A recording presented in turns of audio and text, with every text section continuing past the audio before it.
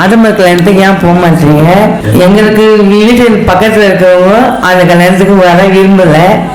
இதனால இந்த கேள்வி எனக்கு தோணுது. நிச்சயதார்த்தத்துக்கும் கல்யாணத்துக்கும் வரமாட்டுறாங்க, ஏன் வரமாட்டுறாங்க? இதான் கேள்வி எனக்கு. சகோதரி அவங்க அடுத்த கேள்வியாக முன் வைத்திருக்கிறாங்க. நாங்கள் எங்களுடைய குடும்ப நிகழ்ச்சிகள் நடத்துகிறோம். திருமண நிகழ்ச்சியோ நிச்சயதார்த்த நிகழ்ச்சியோ இதே மாதிரி குடும்ப நிகழ்வுகள்லாம் நடத்துகிறோம். சில முஸ்லீம் சகோதரர்களை கூப்பிட்டா வரமாட்டுக்கிறாங்க. கல்யாணத்துக்கு வந்தால் என்ன தப்பா, அது ஏன் வராமல் இருக்கிறீங்க அப்படின்னு அவங்க கேட்குறாங்க. முதல் விஷயம் வந்து என்னன்னா, எங்களுடைய இஸ்லாத்தில் என்னென்ன நிகழ்ச்சிகளில் கலந்து கொள்ளணும், எந்தெந்த நிகழ்ச்சிகள் கலந்து கொள்ளக்கூடாது அப்படின்னு எங்களுக்கு ஒரு வழிகாட்டுதல் இருக்கிறது. அந்த வழிகாட்டுதலின் அடிப்படையில் எந்த நிகழ்ச்சி சரியாக நடக்கிறதோ அதுல கலந்து கொள்ளலாம், தப்பே கிடையாது. எந்த நிகழ்ச்சி தவறாக நடக்கிறதோ அதுல கலந்து கொள்ளக்கூடாது.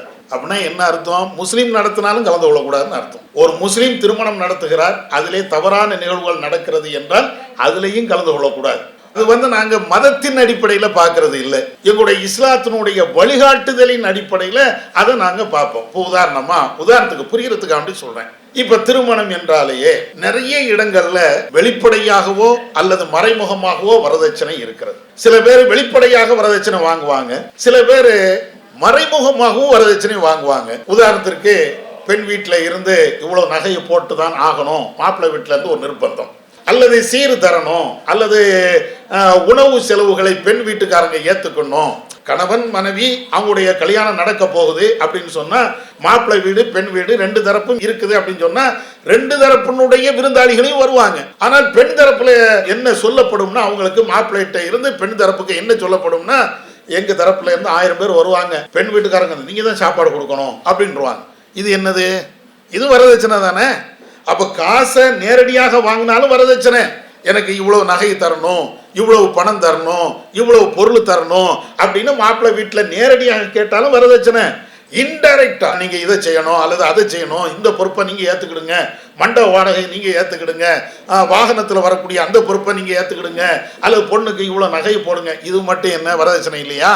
இப்ப நீங்க இஸ்லாமியர்கள் நடத்தக்கூடிய திருமணமா இருக்கட்டும், முஸ்லீம் அல்லாத பிற மதத்தவர்கள் நடத்தக்கூடிய திருமணமா இருக்கட்டும், இந்த வரதட்சணை என்பது ஒன்றும், அதாவது அனுமதிக்கப்பட்டதோ அனுமதிக்கப்படாததோ எப்படி இருந்தாலும் ரெண்டு தரப்புலையும் இது நடக்கிறது. ஒன்று நேரடியா நடக்கிறது, அப்படி இல்லைன்னா மறைமுகமாக நடக்கிறது. எங்க இஸ்லாம் என்ன சொல்லுது? இந்த வரதட்சணை வாங்கி நடத்தப்படுகின்ற இந்த திருமணங்கள்ல அது முஸ்லீம் நடத்தினாலும் போகாது, முஸ்லீம் அல்லாதவர்கள் நடத்தினாலும் போகாது.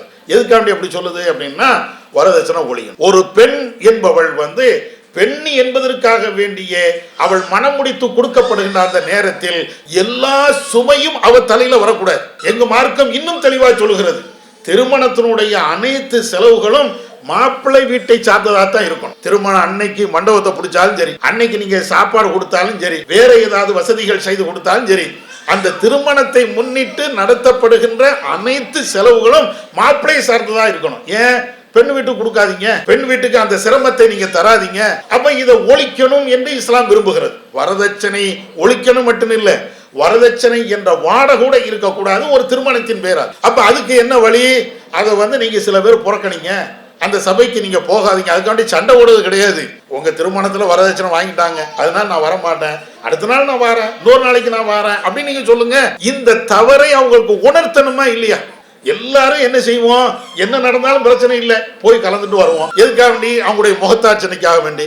கல்யாணத்துக்கு போகலன்னா அவங்க என்ன நினைப்பாங்களோ, நம்ம போகலன்னா அவங்களும் நம்ம வீட்டு நிகழ்ச்சிக்கு வரமாட்டாங்களே இப்படின்னு சொல்லி ஒவ்வொரு ஆளுடைய முகத்தாட்சணைக்காக வேண்டி எல்லாரும் போய் சேர்ந்துரும். அங்க என்ன அநியாயம் நடந்தாலும் சரி அல்லது நன்மைகள் நடந்தாலும் சரி, அதுக்காக போயிடும். இப்ப எங்க இஸ்லாம் என்ன சொல்லுதுன்னா, இது போன்ற தீமைகள் நடக்கக்கூடிய சபைகளுக்கு நீங்க போக வேண்டாம், அதுக்காண்டி சண்டை போடணும், அவங்கள பகைக்கணும் அப்படிங்கிறது அல்ல. அந்த நிகழ்வை மட்டும் நீங்க தவிர்த்துக்கிடுங்க. இப்ப இந்த அடிப்படையில் இது மாதிரி சில நிகழ்வுகள், அதாவது தீமையான சில நிகழ்வுகள் இருக்கும் பட்சத்தில் அதனாலதான் சில திருமணத்துக்கு வரமாட்டாங்க, மற்ற இந்த குடும்ப நிகழ்ச்சிக்கு வரமாட்டாங்க. இது மதத்தின் அடிப்படையில் எடுக்கப்பட்ட முடிவு அல்ல.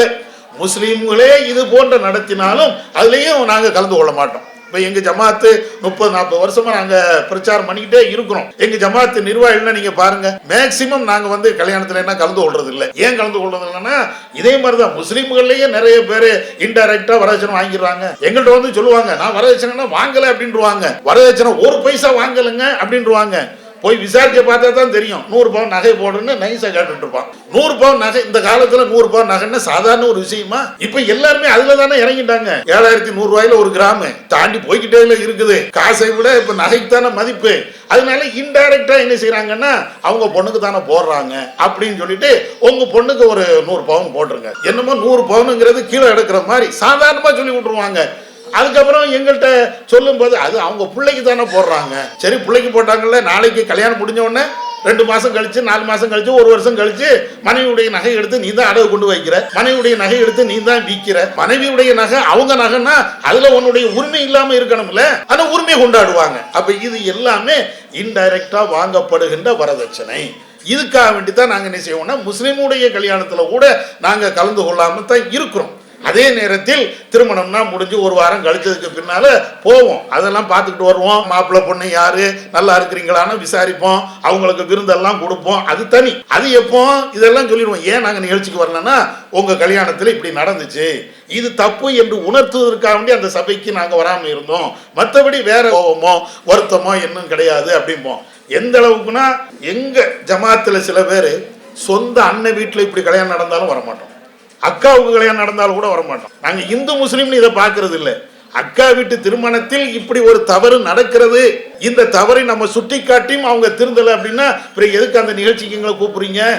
இந்த அடிப்படையில் தான் அதை நாங்கள் வந்து புறக்கணிக்கிறோமே தவிர மதத்தின் அடிப்படையில் இதை புறக்கணிப்பது என்பது கிடையாது. தீமைகள் இல்லாம அந்த திருமணங்கள் அல்லது குடும்ப நிகழ்ச்சிகள் நடந்தால் யாருனாலும் வந்துக்கிடுவோம். எப்படி சாதாரணமாக உங்க வீட்டுகளுக்கு நாங்கள் வரோமோ, எங்க வீடுகளுக்கு நீங்க வாரீங்களோ அதே மாதிரி நாங்க எல்லாத்துக்குமே வரத்தான் செய்வோம். உங்க மேல உள்ள கோபம் அல்ல, அந்த சபையில சில தீமைகள் நடக்குது, அதை புறக்கணிக்கணுங்கிற அடிப்படையில தான். அல்லாஹு அக்பர், அல்லாஹு